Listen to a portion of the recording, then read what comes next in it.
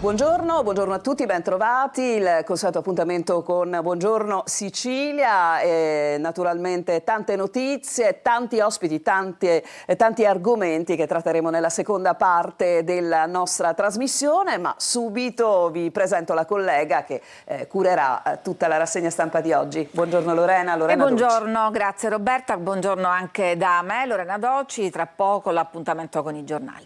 Allora, si è tanto parlato del ponte sullo Stretto anche ieri nei nostri telegiornali, vi abbiamo appunto riferito una serie di step che sono appunto legati all'opera. Certamente è arrivato l'ok da parte di Stretto di Messina, il governo con l'emendamento, il ponte si farà, c'è stato uno spostamento dei fondi per la realizzazione al 2033 che ha scatenato polemiche, ma l'ultima notizia in ordine di tempo è certamente quella che emerge dalle motivazioni della Corte dei Conti per la terza bocciatura. Sentiamo.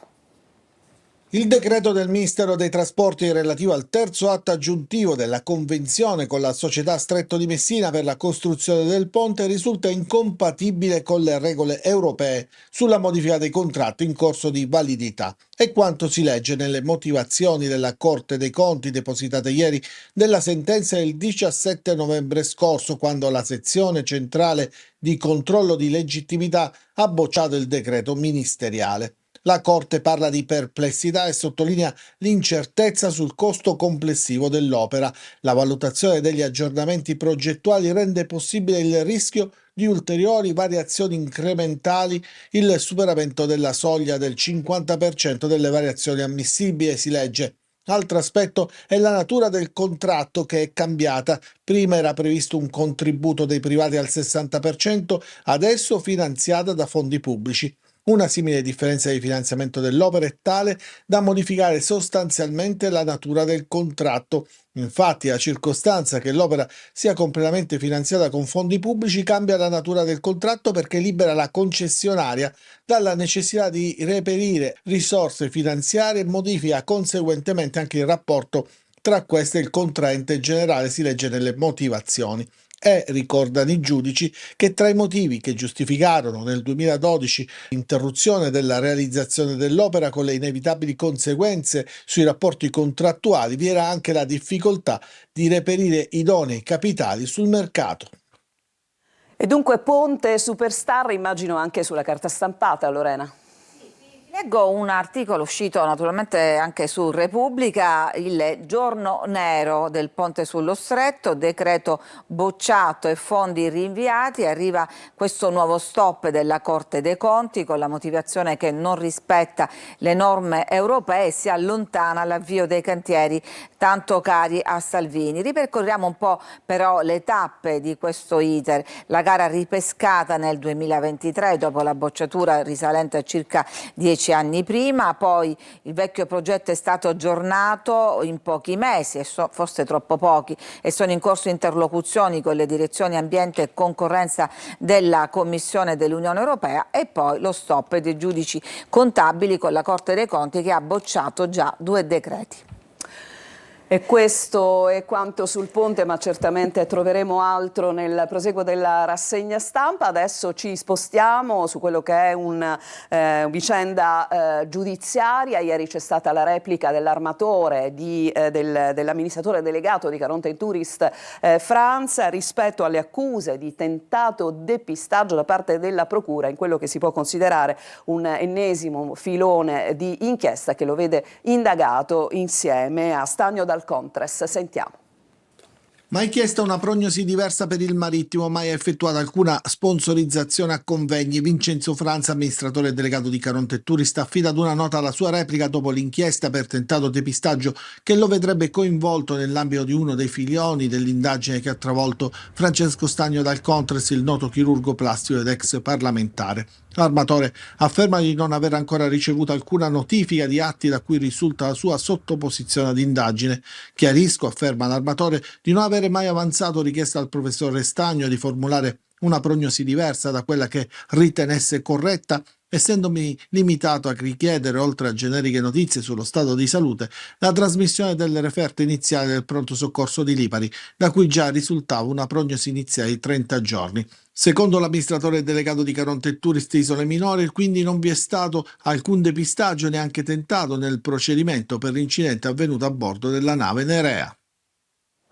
E anche su questo, devo dire, è stato un botta e risposta, Lorena. Sì, lo andiamo a leggere sul quotidiano di Messina, Gazzetta del Sud, insomma riporta queste dichiarazioni di Franza sul tentato depistaggio, mai chiesta prognosi diversa. Siamo in collegamento con l'inchiesta sul chirurgo Stagno dal Contras a Messina. L'armatore afferma di non aver ancora ricevuto alcuna notifica di atti da cui risulta di essere sottoposto a indagine, ma poi soprattutto sottolinea di non avere mai sponsorizzato dei convegni. Così Vincenzo Franza, AD della compagnia di navigazione Caronte e Tourist, e sin da ora vuole chiarire di non avere mai avanzato richiesta al professore Stagno dal Contras di formulare una prognosi diversa da quella che ritenesse corretta, essendomi limitato a richiedere, oltre a generiche notizie sullo stato di salute, la trasmissione del referto iniziale del pronto soccorso di Lipari, da cui già risultava una prognosi iniziale di 30 giorni, cioè tanto vero che lo stesso Stagno, per quanto risulta anche dalle notizie di stampa, non ha mai formulato una prognosi contenuta entro tale misura, trattenendo anzi il ricovero il paziente per un tempo ben superiore di 50 giorni. Peraltro, precisa ancora Franza, dopo aver ottenuto il referto di Lipari non lo contattai più. E questa è una delle tante precisazioni che appunto la D di Caronte e Tourist ha voluto fare. Adesso ci occupiamo della politica regionale, mentre si combatte insomma per la manovra in aula, tanti risvolti che certamente avremo modo di raccontarvi durante i nostri telegiornali. Rompe Cateno De Luca presentando il suo progetto politico, il Governo di Liberazione. Sentiamo il servizio.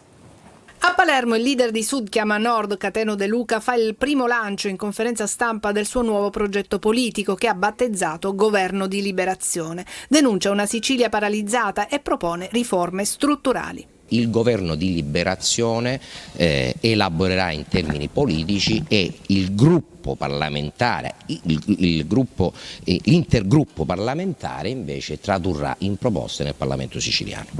Un progetto trasversale.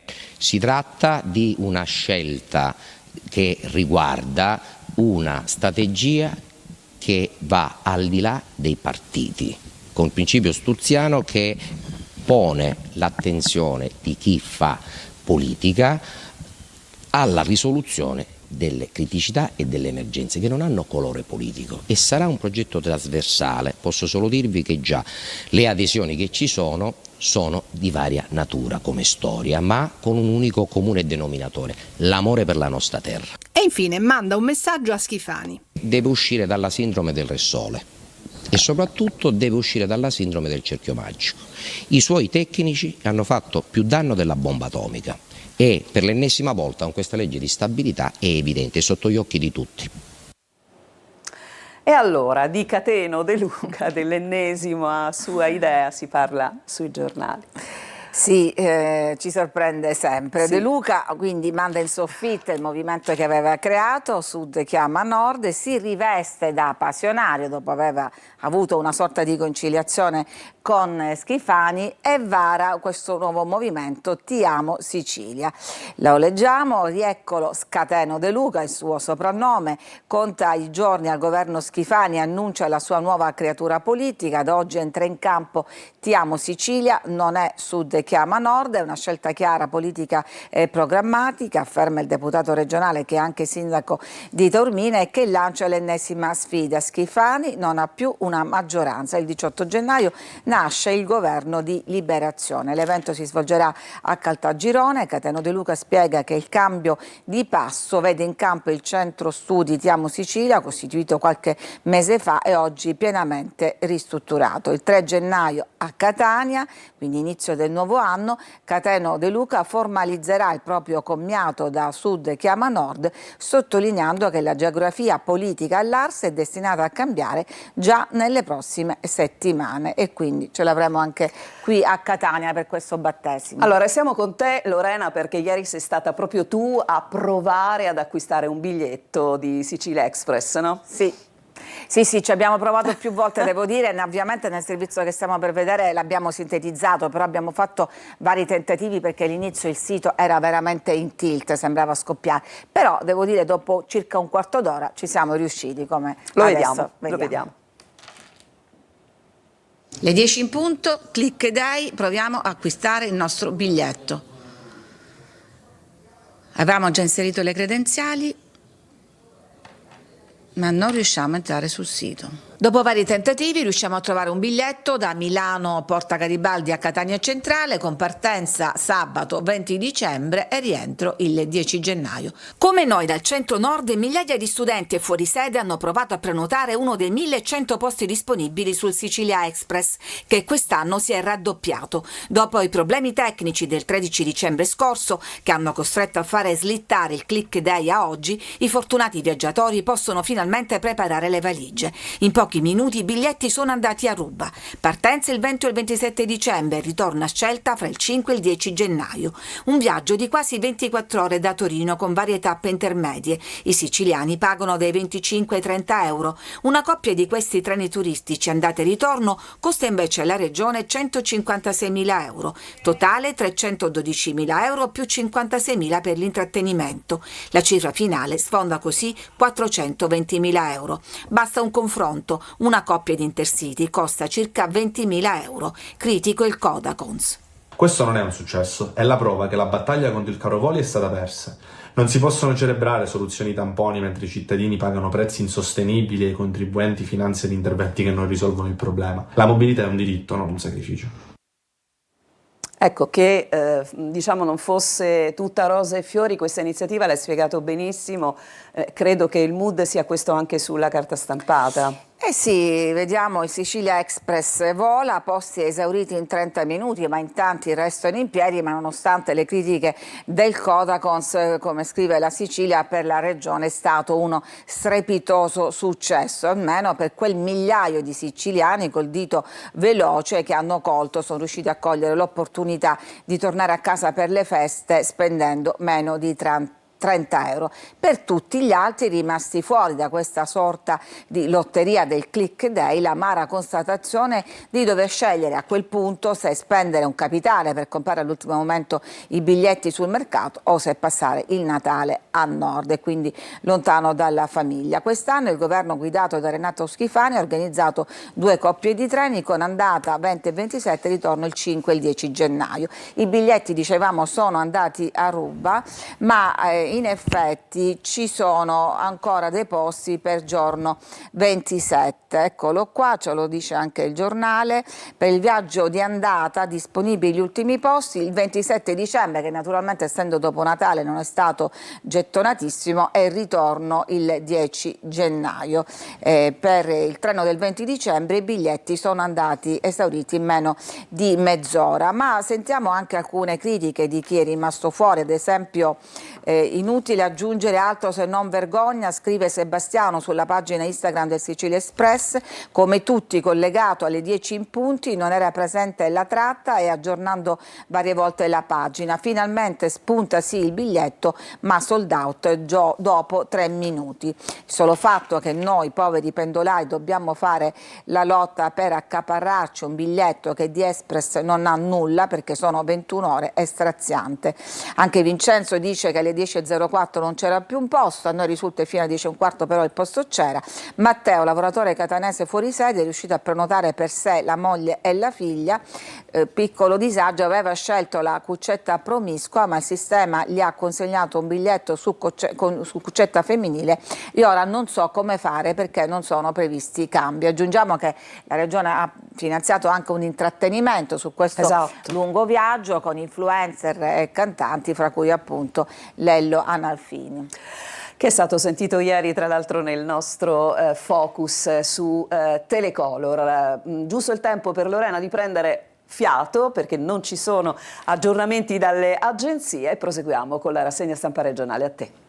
Allora andiamo a vedere le prime pagine dei quotidiani regionali. La Sicilia, ecco, titola con questo gioco di parole tipico del giornale Ponte e Levatoio, perché in realtà più che di Ponte e Levatoio hanno tolto i soldi. Dove andranno a finire i soldi sottratti all'opera? E poi, come abbiamo appena detto, Sicilia Express biglietti esauriti, un successo, dice l'assessore Arricò, ma tanti sono rimasti a piedi. E poi andiamo a scegliere le notizie regionali e quindi salto quelle di carattere nazionale. Sul giornale di Sicilia invece pizzo e droga a Palermo, 25 arresti dopo il blitz. Nei due filoni delle indagini erano rimaste coinvolte 50 persone, al quartiere Noce sono state documentate almeno 6 estorsioni, ma nessuna vittima aveva presentato denuncia. E poi a Brancaccio e Sperone, hashish e co coordinati pure su Telegram o con il servizio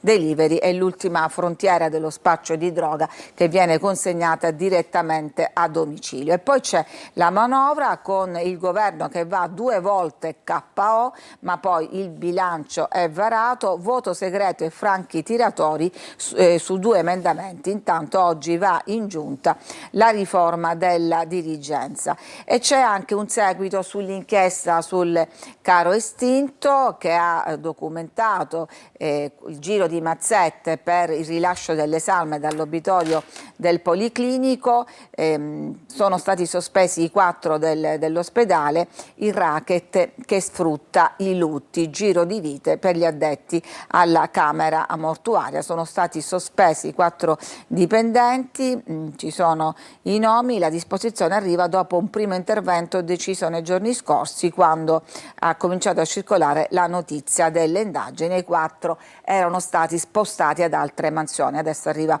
un provvedimento più incisivo. Repubblica a Palermo, le pagine dedicate al capoluogo siciliano.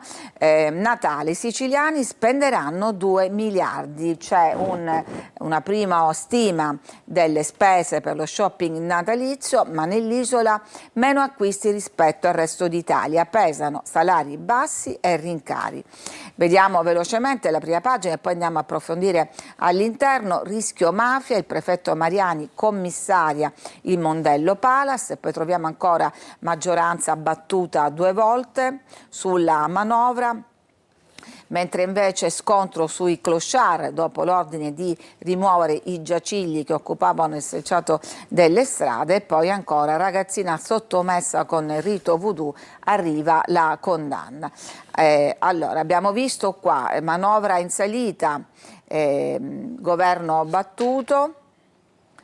Eccolo qua, 2 volte lite sulle scuole private, cassato un articolo proposto da Turano, ma Schifani continua a dirsi fiducioso. In aula c'era un gruppo di studenti che ha protestato per avere più borse di studio.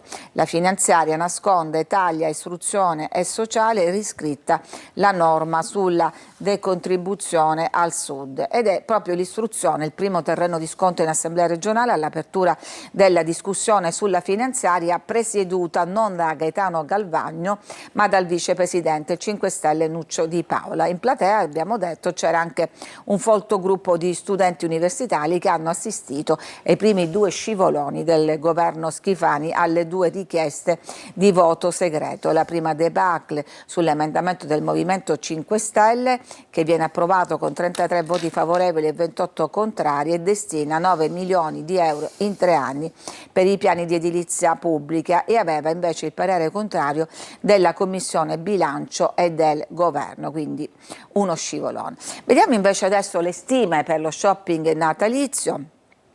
Secondo uno studio di Confartigianato, nell'isola si spenderà meno che nel resto d'Italia per regali e banchetti delle festività. Una spesa che vale comunque 2 miliardi, ma su cui pesa il caro prezzi e una disponibilità economica ridotta da parte delle famiglie. Secondo le stime dell'Osservatorio regionale di Confartigianato Imprese Sicilia, tanto vale il Natale per l'economia nell'isola, quindi 2 miliardi, con la provincia di Palermo che da sola vale poco meno di 500 milioni di euro. Eppure, secondo stime del Codacons Sicilia, la spesa complessiva delle famiglie siciliane, stimata tra 880 e 920 euro, sarà inferiore alla media nazionale a causa del minor reddito disponibile e dell'aumento dei prezzi. La voce più importante, che da sola vale la metà della torta, sono i viaggi. Su questo incide in modo rilevante il caro voli. E poi la spesa destinata ai regali rimane sostanzialmente stabile, intorno ai 620-680 milioni, anche se un acquisto su 2 è stato anticipato durante il Black Friday, che ormai, Roberta, sappiamo è una tendenza ormai consolidata tra i consumatori. I rincari più significativi riguardano molti prodotti alimentari e influenzano una importante voce di spesa del Natale, cioè il cenone della vigilia e il pranzo del 25 dicembre, per cui la spesa complessiva stimata delle famiglie sarà compresa fra 200 e 230 milioni. E naturalmente, chissà perché, proprio alla vigilia di queste grosse spese arrivano ulteriori rincari. Andiamo avanti, in un giorno 67 processi, siamo su Repubblica, per un solo giudice, un vero e proprio ingorgo in tribunale. Nella sezione seconda confluiscono tutti i casi di maltrattamenti e stalking. Il Presidente decide la riorganizzazione, perché se no il codice rosso resta solo parole, se il giudice, diciamo, è troppo oberato di lavoro. L'avevamo anticipato con la prima pagina, il prefetto commissaria il Mondello Palace Hotel ristrutturato con i fondi del PNRR, una parte dei lavori svolti dalla società del capomafia Bartolo Genova, il custode della struttura e il cognato di un altro boss di San Lorenzo, e sono stati nominati 2 esperti che affiancheranno per un anno la gestione della SRL per tutti gli altri. Vi leggo un'ultima notizia, Roberta, che riguarda Catania, che domani si ferma per accogliere la fiamma olimpica, e quindi già annunciamo a chi ci ascolta che ci sarà la viabilità rivoluzionata per il passaggio dei tedofori per i Giochi di Milano e Cortina 2026. Quindi attenzione, perché appunto dalle 16:30 di domani pomeriggio ci saranno molte strade chiuse e molti, insomma, sensi cambiati. Ci fermiamo qui, a te Roberta. Allora ci fermiamo, ma diamo subito uno sguardo a quello che succede in città, ma in particolare siamo a Catania. Come sempre il nostro primo momento è dedicato alla circonvallazione all'altezza dell'ex Tondo Gioeni. Ecco qua, vediamo come sempre un traffico piuttosto sostenuto in questa zona nevralgica della città. Ci spostiamo con un'altra immagine che riguarda il via Vincenzo Giuffrida, come sempre lo diciamo, accesso della città. Viaggiano sostenuti tutto sommato tante auto, ma non mi sembra che ci siano code particolari.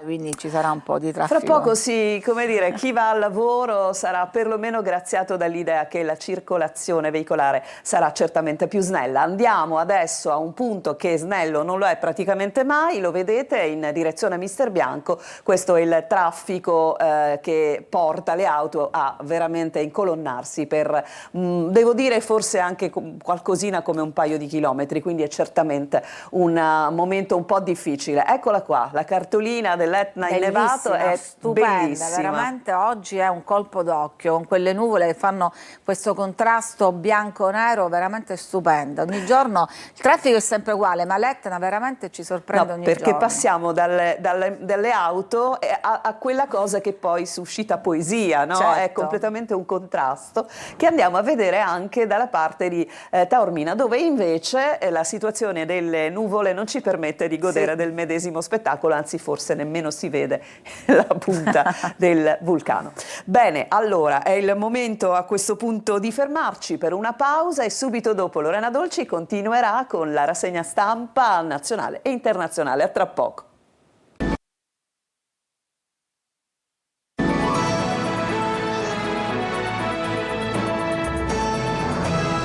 Siamo tornati in studio subito a Lorena Dolci per la rassegna stampa nazionale e internazionale. E allora diamo un'occhiata subito ai quotidiani, apertura dedicata alla stretta sulle pensioni, e dico subito che le pensioni sono sempre più lontane, e poi al nuovo impasse sulla trattativa di pace in Ucraina. Allora, vediamo il quotidiano Repubblica, stretta sulle pensioni, il titolo principale: modifiche alla manovra, slitta l'uscita dal 2032, e poi ponte sullo stretto, l'abbiamo già affrontato questo argomento, rinviati i fondi per 780 milioni.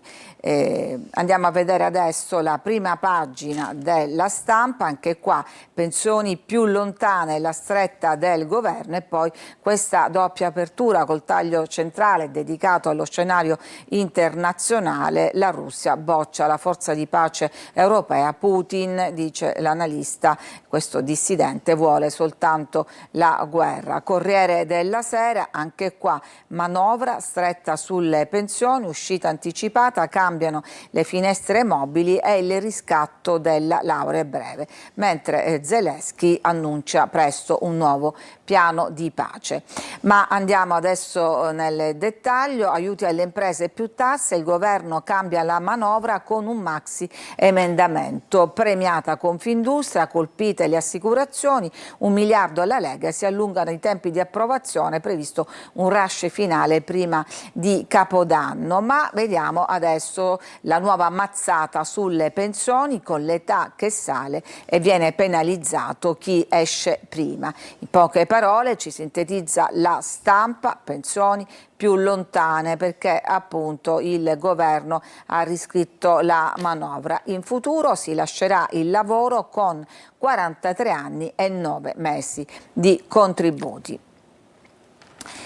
Noi siamo qua, Sì, siamo sempre qui qua ad ascoltare. Veniamo adesso all'altra apertura dei giornali, quella dedicata appunto allo scenario delle trattative di pace in Ucraina. La Russia smentisce Trump, nessun colloquio con Putin, non ci sarà tregua di Natale. Dopo il vertice di Berlino con gli USA, il Cremlino attacca ancora l'Europa. La sua presenza al tavolo non aiuta l'accordo e boccia il documento approvato lunedì. Non è vero che l'intesa ora è più vicina, quindi ancora, diciamo, ci sono i rapporti di forza sul terreno, sul campo di battaglia, insomma sul terreno di guerra, quindi in particolare sul Donbass. Mentre si discute sugli asset finanziari russi, cioè su questo enorme patrimonio che è stato congelato nelle banche europee di proprietà della Russia, beni congelati, l'Unione Europea pronta a utilizzarli, il Belgio teme la vendetta, ma Mosca non può paralizzarci. I leader, in vista del vertice di domani, dicono: questi asset serviranno a finanziare Kiev, ma c'è la paura di un maxi attacco cyber, probabilmente da parte appunto di hacker russi, che blocchi Bruxelles, e quindi diciamo c'è questo timore. Alla vigilia del summit dei 27 leader, che però tutti sono consapevoli che un accordo al momento non c'è, si parla di trasformare 210 miliardi di euro di asset russi in prestiti per Kiev. C'è da tempo l'opposizione del Belgio, cui si somma quella politicamente filorussa di Ungheria e Slovacchia, e di recente anche hanno manifestato dubbi Italia, Bulgaria, Malta e Repubblica. Il nodo qual è? Che entro il prossimo maggio l'Unione Europea deve mettere a disposizione i fondi per mantenere in vita l'Ucraina e vorrebbe appunto attingere a questi asset. Intanto anche l'Italia discute, come i suoi colleghi europei, di questa corsa al riarmo, dalla difesa 3 miliardi e mezzo per droni e sottomarini, ma protesta l'opposizione. Alle Camere i decreti di spesa per l'acquisto di armi, Schlein, Conte e Fratoianni chiedono di investire invece in scuola e sanità.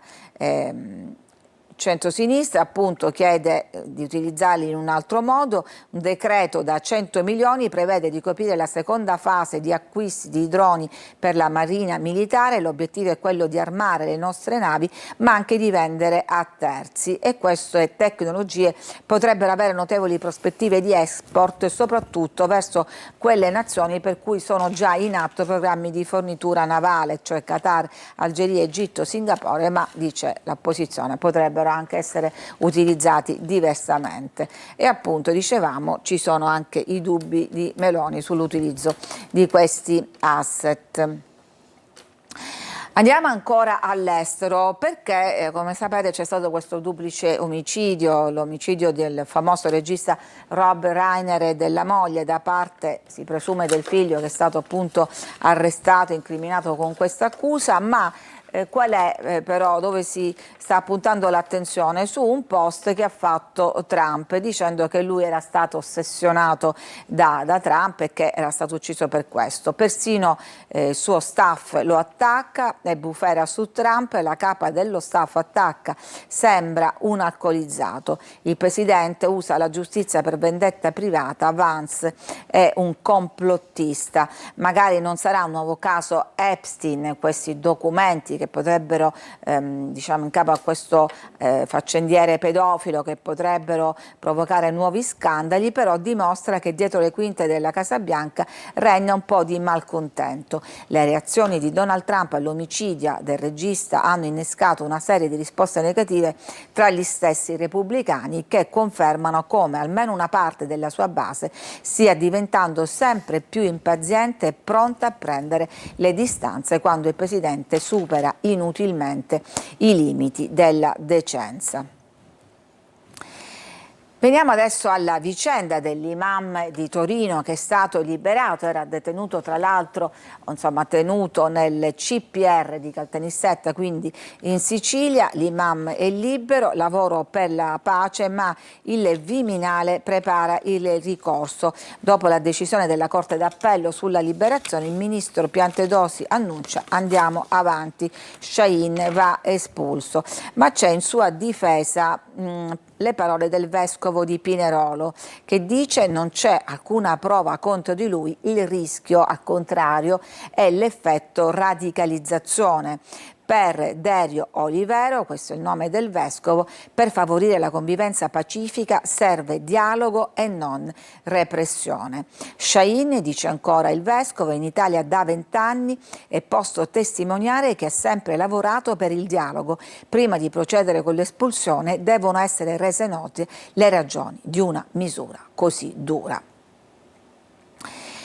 E poi veniamo alla questione dei test di medicina di cui ci siamo occupati spesso. Sapete che c'è stata un'ondata di critiche dopo la seconda prova, perché la prova è stata ripetuta 2 volte e anche una valanga di ricorsi. Bernini le ha valutate e adesso si dice pronta un po' a fare marcia indietro, cioè pronta a modificare l'accesso a medicina.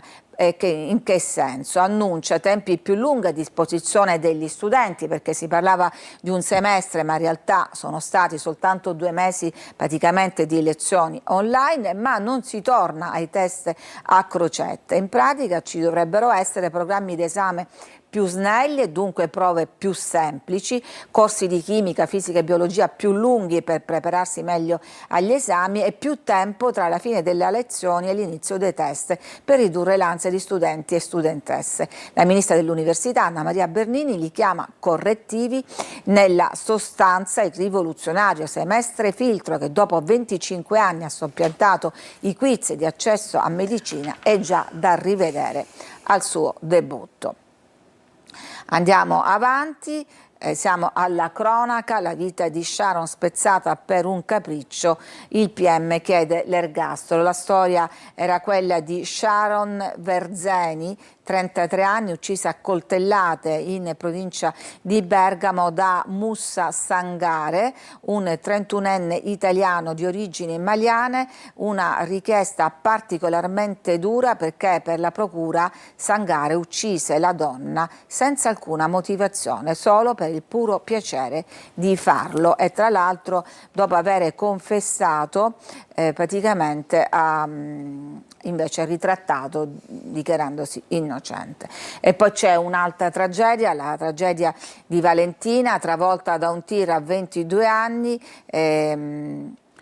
nelle città. L'anno nero dei pedoni uccisi, viveva a Savona ma ai viaggi voleva diventare avvocata. L'ultimo saluto alla famiglia, ci sentiamo più tardi aveva detto. Ci fermiamo qua con questa lettura. A te di nuovo, Roberta. E ritroveremo Lorena più tardi, dopo i nostri ospiti della giornata. Adesso ci fermiamo, c'è una pausa, poi andremo direttamente a Messina per raccontarvi quella che è una polemica che riguarda una pista ciclabile in costruzione. A tra poco.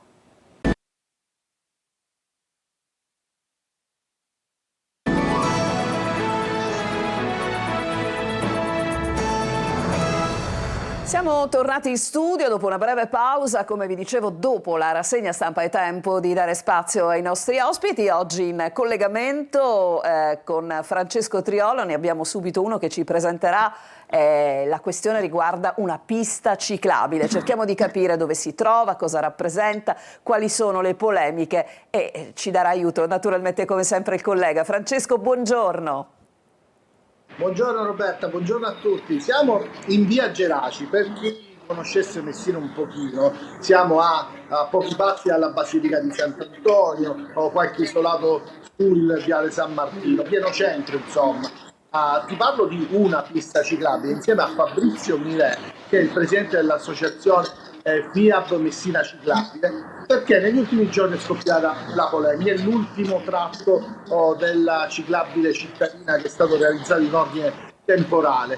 Sostanzialmente c'è stata la polemica perché è stato ristretto il tratto stradale di via Geraci. Ora io mi allontano un attimo da Fabrizio, vi faccio vedere come è venuto da questo lato. È stato tutto ristretto e quindi magari c'è stata questa polemica legata al restringimento di questa pista.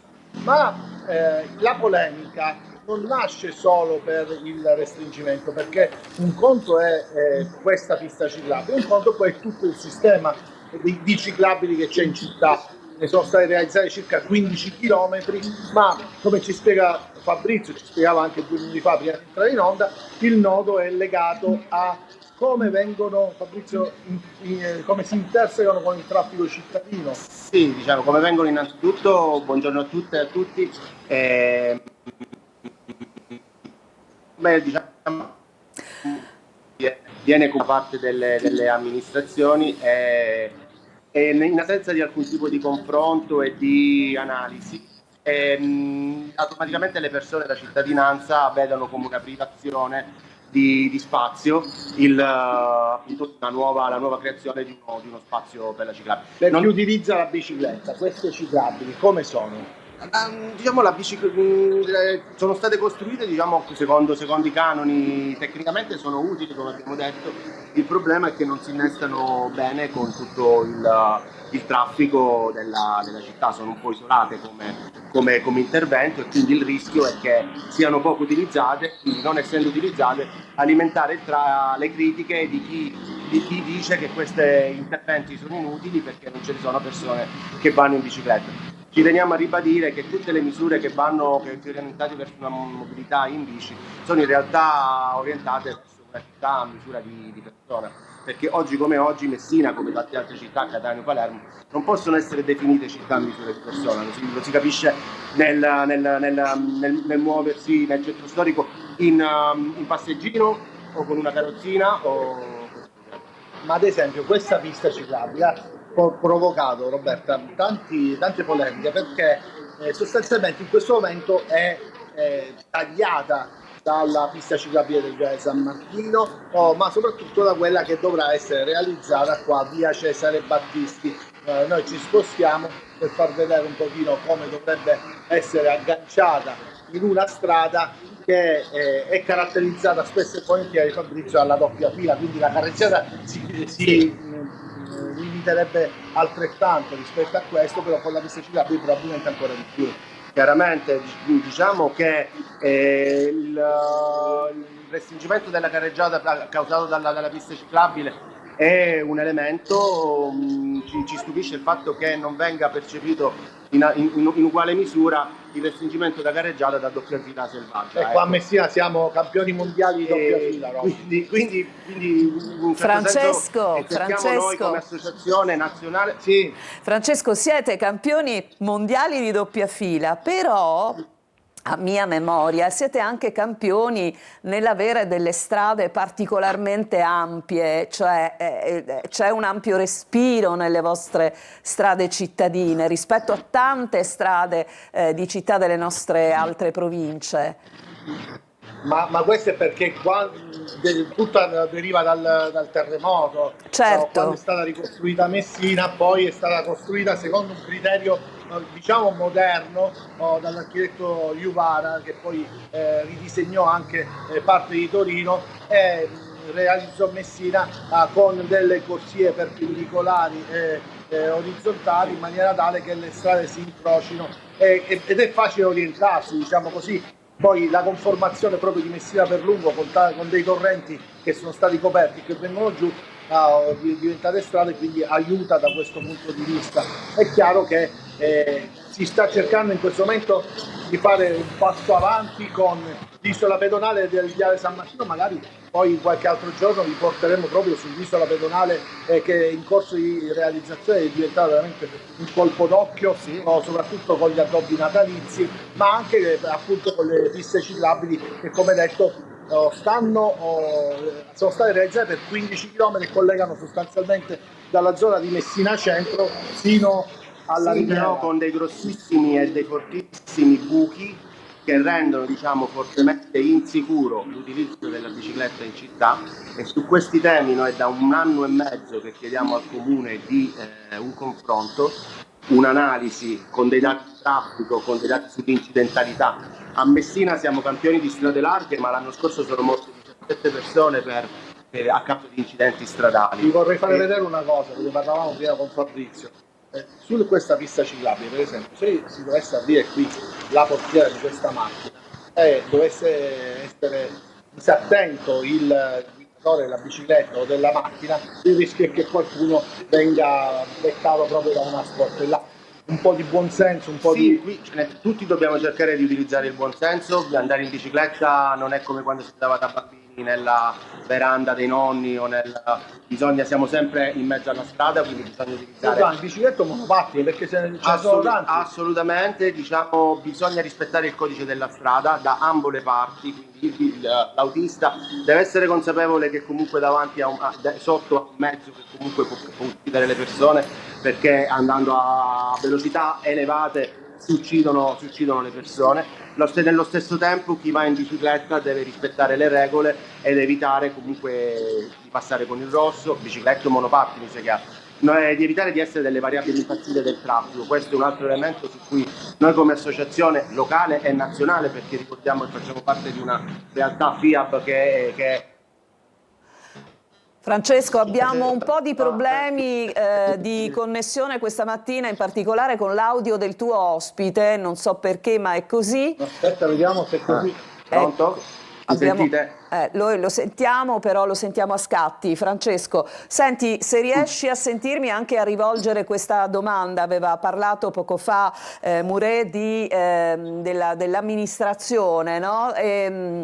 Devo dire che Basile ha detto che questa polemica è una polemica preconfezionata, dunque come se queste polemiche in qualche modo diventassero sempre pretestuose in ambito soltanto per farne un'invettiva di carattere politico. Che cosa mi dice? Che cosa mi risponde?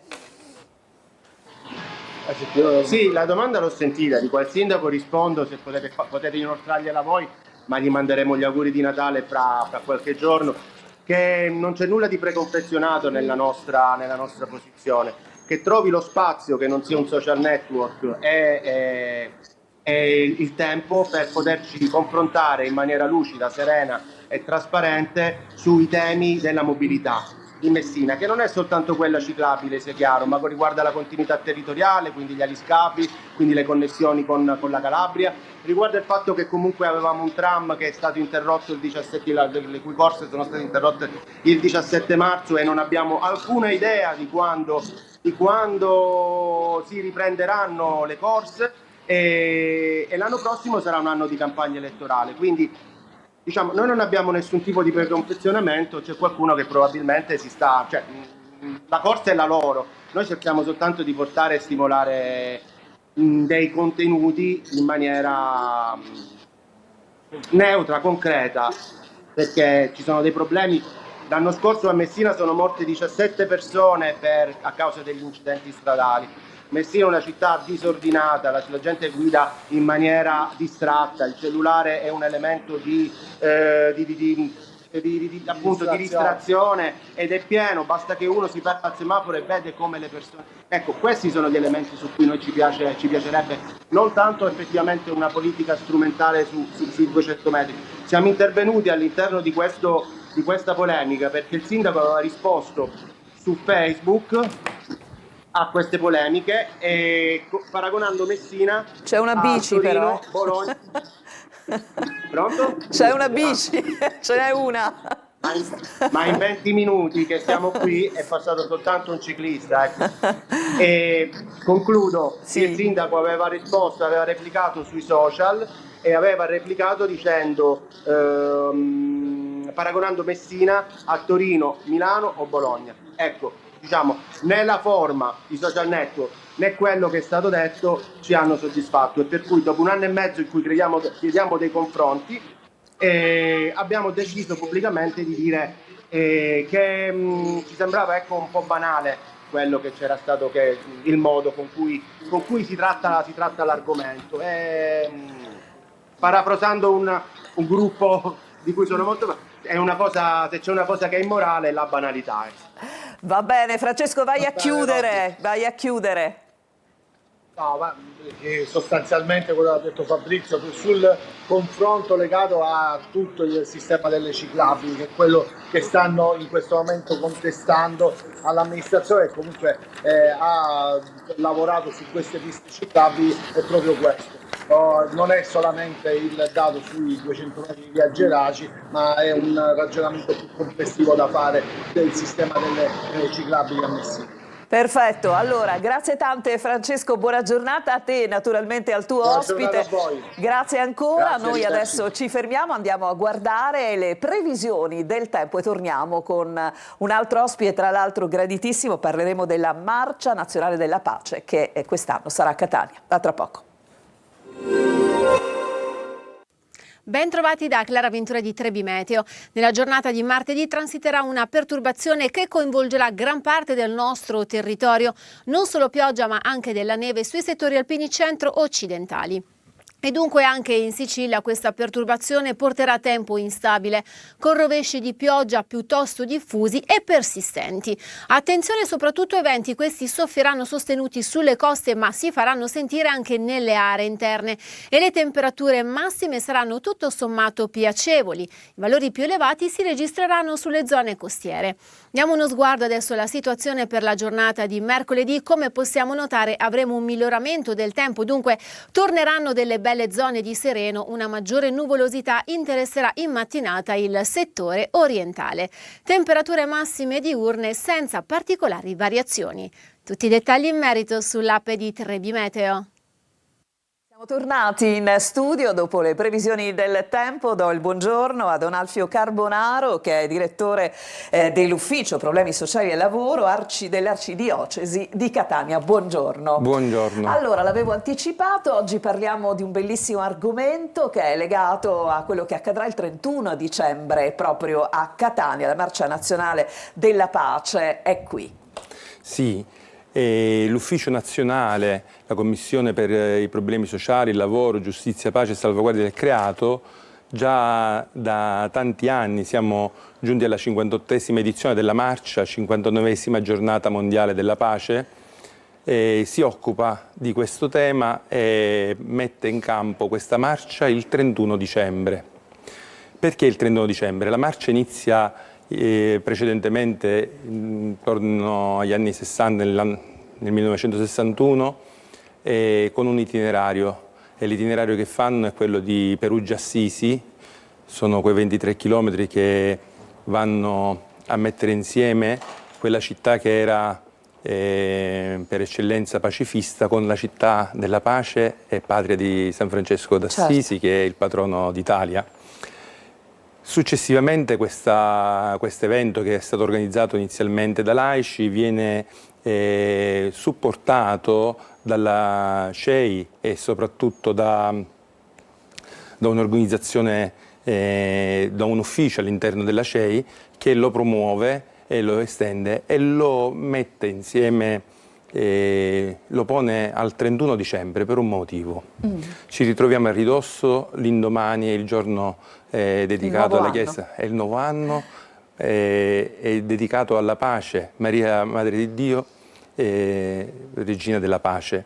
E in ogni caso il 31 dicembre si è voluto dare un segno con questa marcia diverso per lottare quello che era il pensiero consumistico, del Capodanno consumistico, e allora si faceva questa marcia proprio in quel giorno per un pochettino dare un senso diverso di quello che era il modo di vivere il Capodanno, magari spendendo tanti soldi nel cenone, così, ma vivendo insieme e testimoniare la presenza della Chiesa per un bene essenziale che è quello della pace. Ecco, leggo Azione Cattolica, le ACLI, Agesci, la Caritas, sono tutte le insieme. associazioni, gli organismi che insieme all'Ufficio Nazionale organizzano e abbiamo organizzato la Marcia per la Pace.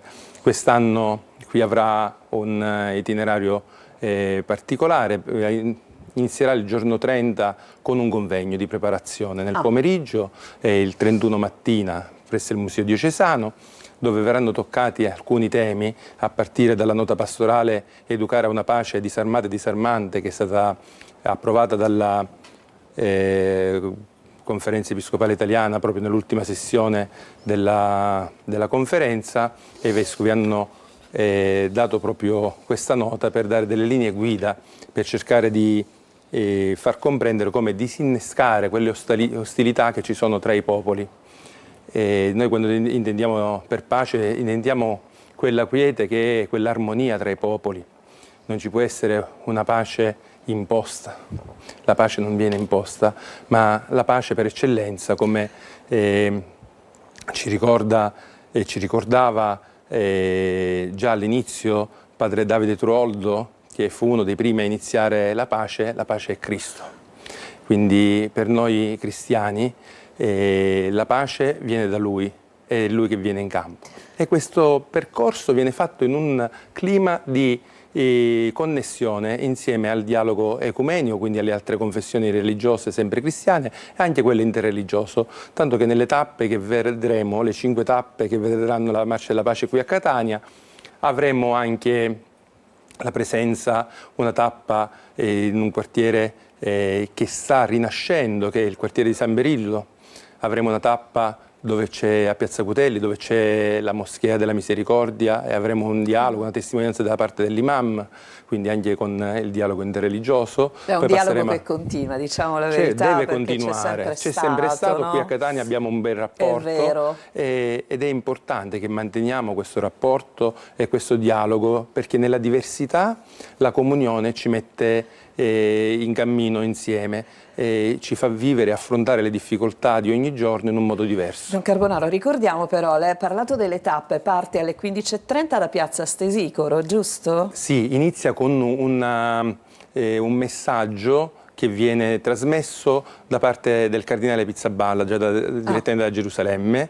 Inizieremo da lì come tappa, poi passeremo, inizierà questo cammino e arriveremo a piazza, al Crocifisso della Buona Morte, a San Berillo, piazza Falcone, credo che. Aspetti che vediamo se credo ho già... che sia piazza Falcone, comunque il Crocifisso della Buona Morte è la parrocchia che ci ospita, e avremo la testimonianza di 2 persone legate ad una cooperativa Trame di Quartiere che cerca di far riprendere e di ravvivare quel territorio che per tanti anni è stato disagiato. E anche lì c'è un progetto importante di integrazione, no? Certo. Di riscatto per tanti versi. Sono diverse... Senta, molto spesso, cioè perlomeno sempre, la Marcia della Pace è legata al messaggio annuale del Papa, no? E naturalmente la pace è l'argomento principe, ma questo è stato l'anno della speranza, del Giubileo della Speranza. È chiaro che le due cose vanno sempre a braccetto. Certo che vanno insieme le due cose, perché l'anno della speranza è il tema della pace. Non ci può essere pace senza quella speranza che viene dal Cristo, e vivere l'esperienza della pace, come dicevo, non è soltanto l'assenza del conflitto, ma è mettere armonia tra i popoli, quindi è mettere nell'altro quel dono che è perdono. Nel 2023 abbiamo celebrato il 60° della Pacem in Terris di Giovanni XXIII, dell'enciclica, che aveva proprio come tema proprio questo qui del perdono. Non ci può essere una pace senza perdono. Quindi il rimettere insieme e togliere gli attriti tra i popoli, mettere l'armonia nelle diversità di popolazioni, di culture, di religioni. Se non c'è armonia non si può vivere nella pace. Ci vuole il dono e il perdono da parte di Cristo. Senta, diciamo nel novero della sua esperienza, no? Ci sono tanti giovani, ci saranno tanti giovani, mi faccia una previsione.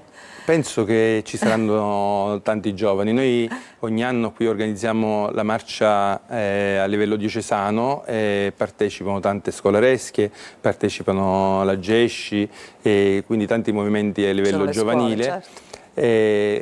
Questa qui, la marcia nazionale, è un pochettino più complessa come organizzazione, ma ci saranno sicuramente tanti giovani. La GESCI è una delle associazioni che ha contribuito all'organizzazione, quindi saranno sicuramente tanti giovani che parteciperanno.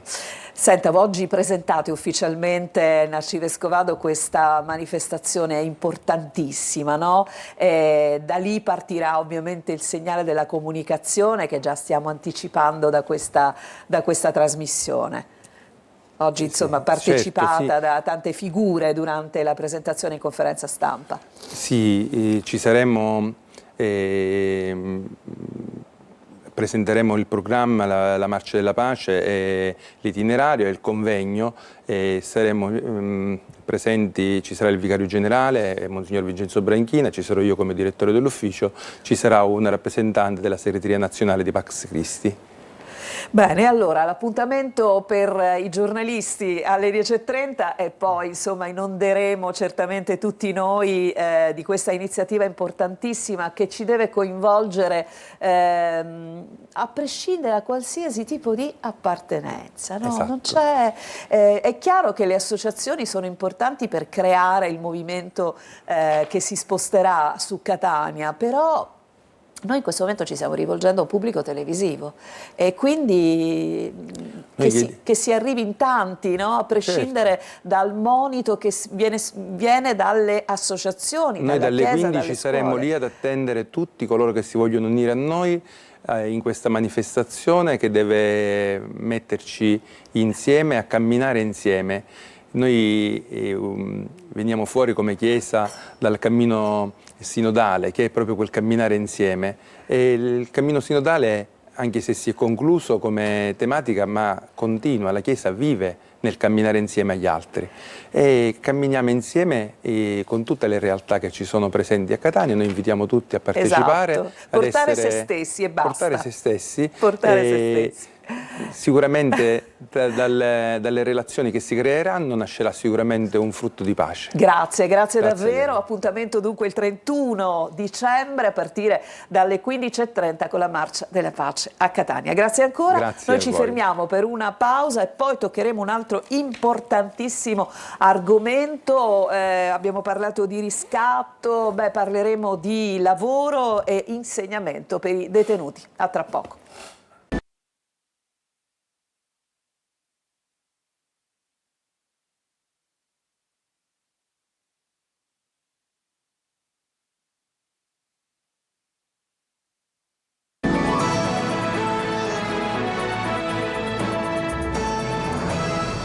Ed eccoci qui, buongiorno Sicilia, vi avevo anticipato poco prima della nostra pausa, do il benvenuto a Maurizio Nicita, responsabile di Seconda Chance Sicilia. Che cos'è Seconda Chance? Oltre a essere la traduzione di una seconda possibilità, ci si riferisce ovviamente a una seconda possibilità di vita dopo che si è vissuta l'esperienza del carcere.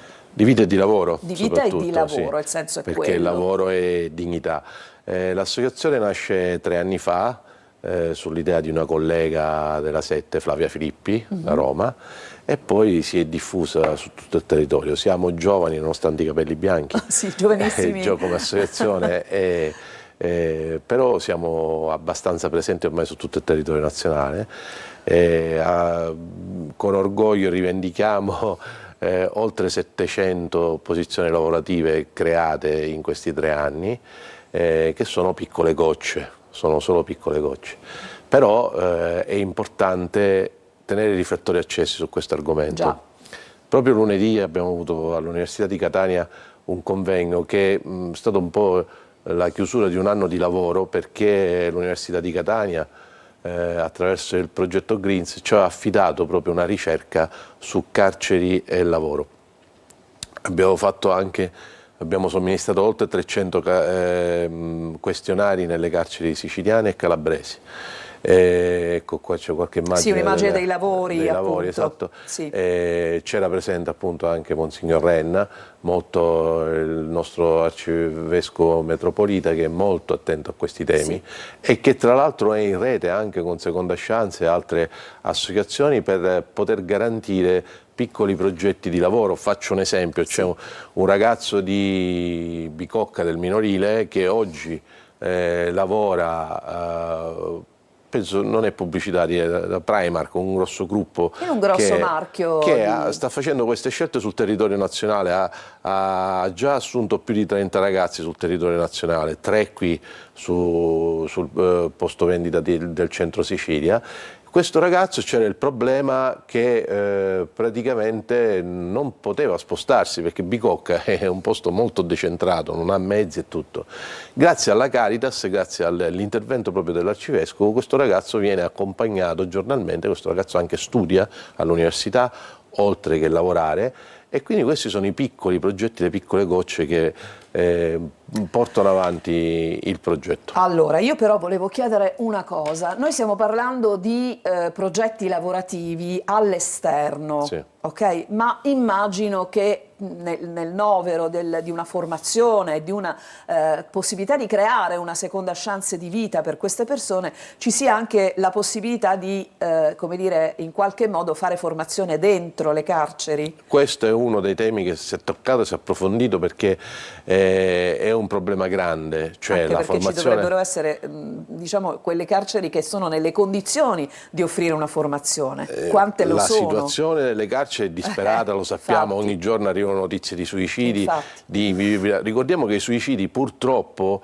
capitano anche fra gli agenti di custodia, perché la vita è invivibile per tutti all'interno delle strutture carcerarie. Mancano proprio i metri di vivibilità, mancano le infrastrutture minime. Io ho avuto la possibilità negli ultimi 2 anni di girare diverse carceri in Sicilia, e diventa problematico anche trovare un'aula dove riunire 10 persone e quindi poi fare formazione e tutto il resto. Al di là di questo c'è anche un problema strutturale. La formazione in Sicilia viene anche finanziata dalla regione, eccetera, ma questi piani spesso vengono fatti, non si offenda nessuno, però più che altro sull'impostazione che ha l'istituto di formazione stessa, per cui si fanno tantissimi corsi per pizzaioli, per esempio, ma poi c'è anche qualcosa che stride, perché nessun giudice autorizzerà il lavoro notturno, perché quello del pizzaiolo spesso è un lavoro notturno, no? Si protrae nel tempo, e quindi poi sono professionalità che lasciano il tempo che trovano, mentre ci sarebbero tante altre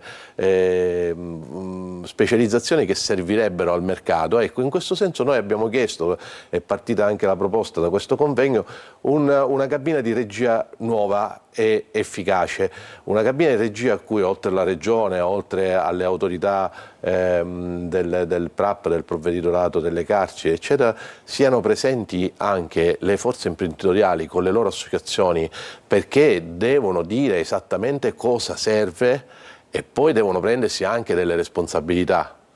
Un altro fattore importante che è emerso non solo dal convegno, e se ci pensiamo è logico, perché sembra che quella di Seconda Chance o di altre associazioni sia solo del buonismo o del volontariato o di stampo cattolico o laico, questo poco cambia. Invece far lavorare una persona priva di libertà conviene a tutti, conviene alla sicurezza, perché se io abbatto la recidiva, e ci sono delle statistiche del CNEL, che insomma un organo istituzionale, non è un organo privato, che sanciscono che dove non c'è lavoro la recidiva per chi esce è del 75%. Dove invece le persone trovano lavoro, questa recidiva si abbatte al 5%. Sono numeri enormi. Certo, ma perché si uniscono chiaramente secondo me anche tanti fattori, cioè si unisce anche un atteggiamento psicologico da parte di chi ha avuto un periodo di detenzione che diciamo ha più fiducia, no? Rispetto a un futuro, e quindi è anche un po' più portato a vedere la propria vita altrove. Che si scontra però, non ci nascondiamo dietro un dito, di fronte al pregiudizio, allo stigma, no? Purtroppo perché sì. Spesso pregiudicato diventa un termine che è un ergastolo a vita sociale. Cioè una persona può anche aver sbagliato nella vita, ma se ha voglia di riprendersi poi deve essere reinserito in società, deve essere formato, deve avere la possibilità di lavorare. Quando io dico, noi diciamo conviene a tutti, conviene alle aziende perché hanno degli sgravi fiscali sull'assunzione delle persone prive di libertà, e perché trovano gente, io lo posso testimoniare nel mio piccolo lavoro quotidiano, trovano gente altissimamente motivata perché vuole riprendersi la propria vita. Quindi è un ottimo acquisto prendere una persona del genere. E tra l'altro, proprio per abbattere il pregiudizio, non è che l'imprenditore va a prendere una persona a scatola chiusa. Noi facciamo proprio il matching fra aziende, carceri, piuttosto che l'UDEPE, che è l'organo per le esecuzioni esterne, quindi per tutti quelli che hanno diciamo delle sanzioni diverse rispetto al carcere, ma che stanno ai domiciliari o in altre condizioni. Noi abbiamo rapporto diretto con gli assistenti sociali, con gli psicologi, eccetera, perché tutto questo avviene dopo un percorso. Certo. Il delinquente è incallito, per dirla non lo fa. Terra, non ha bisogno né del nostro apporto né del lavoro. Mi dà un'idea dei numeri, cioè quanti, stiamo parlando di Catania prevalentemente? Parliamo di Catania Possiamo parlare di Sicilia in generale. Ecco, quanti potranno vedere una luce diversa in questo momento storico? Che percentuale? Bassissima. Molto bassa. Noi nell'ultimo anno penso che abbiamo inserito lavorativamente circa una decina di persone. Quindi davvero poco. Pochi rispetto alla domanda che c'è. Non mi ricordo i dati precisi, però ho memoria di situazioni bellissime laddove dentro il carcere, credo a Siracusa, sia stato creato un laboratorio. L'arcolaio. Esattamente, esatto, sì. Laboratorio anche di produzione, sì, no? Sì. Di dolci, di pane. C'è anche a Ragusa, c'è anche a Palermo. C'è Ragusa. Sono piccole gemme che crescono, l'esperienza di Palermo, della Lodato, io sono tutti amici con cui c'è rapporto, perché poi questo è importante, fare rete. Cioè spesso il mondo del volontariato, gli enti del terzo settore, eccetera, ognuno lavora bene ma nel proprio, non dico orticello, ma nel proprio spazio. Mettersi tutti insieme invece e riuscire a collaborare nei progetti li rende sicuramente più efficaci. Cito qualcuno su Catania, parlo di Cooperativa Prospettiva con cui lavoriamo fianco a fianco, hanno grandissima esperienza.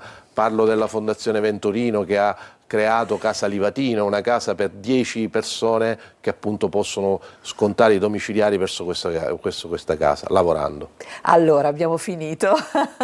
Da buon collega ha capito che il tempo è finito e quindi io dico grazie per tutto il lavoro che state facendo. Continuiamo ovviamente a diffondere questo messaggio di grande civiltà, perché altrimenti il carcere non serve assolutamente a nulla. Grazie ancora, e noi a questo punto, andiamo a vedere le stelle, certo.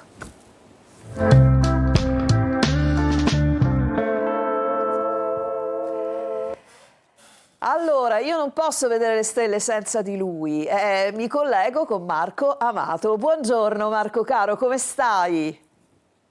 Buongiorno Roberta, bene, grazie. Oggi con tutti gli apparati elettrici funzionanti.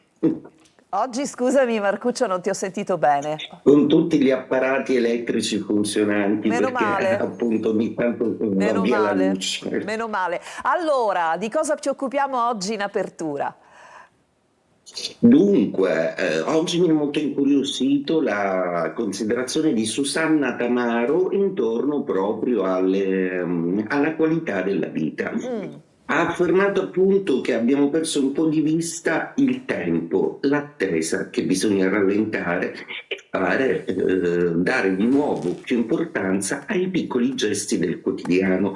L'attesa appunto, perché viviamo in un momento in cui dal telefonino alla comunicazione tutto oramai è un'immagine così veloce, immediata, a volte non si ha il tempo neanche di elaborare la realtà che stiamo vivendo, magari fermarsi un attimo è proprio quello che servirebbe per riapprezzare la qualità della vita. Susanna Tamaro è una Sagittario, il segno che unisce l'uomo razio all'animale istinto, ovvero un segno che rappresenta l'unione della natura delle cose. Incarna perfettamente questo pensiero, questa considerazione, ed è proprio quello che le stelle tessono nel cielo in questa giornata in cui il Sole, la vita, e Saturno, il raziocinio, tentano di trovare una quadra su quello che dovrebbe essere la distribuzione del tempo. Saturno Crono era proprio il dio del tempo. Cosa succede quindi nello zodiaco? Ariete.